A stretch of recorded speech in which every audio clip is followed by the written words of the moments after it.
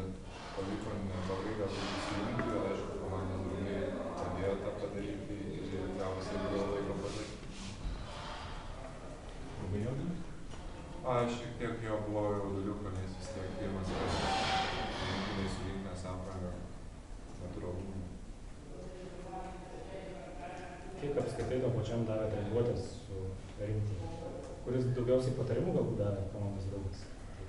Nenorėčiau išskirti nei vieno draugo, visi jie patyrė, daugiau matė ir visi jie negaili tų patarimų, aišku, ir treneriai yra patys geriausi ir visi padeda taip pirmin. Po tokio debiuto, ko gero, galima galvoti ir apie 12-ką, kaip tu pats galvoji, kažkur tolumoje. Žinot, kai būna Lietuvoje po vienų rungtynių mėgsta kažkaip iškelti žaidėjus, aš tai nemanau, kad čia kažkas atsitiko tokio, kad reiktų jau kažkaip tai galvoti apie kažkokius tokius dalykus. Reikia dirbti toliau ir stengtis.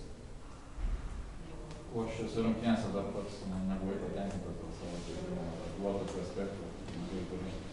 Aišku, buvo įvairių dalykų, kur galėjau geriau susiginti ir geriau šį tą padaryti. Tikrai nieko nebuvo, kad būtų idealiai kažkas.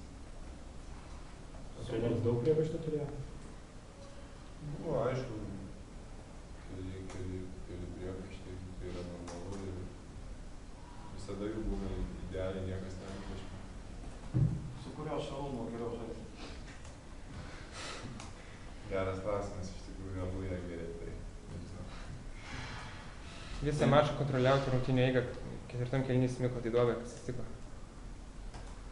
Negaliu pasakyti, kad kažko nedasistengėm ar kažką, tai tiesiog galbūt kažkiek jų aikštės gynyba mus išmušė iš vėžių.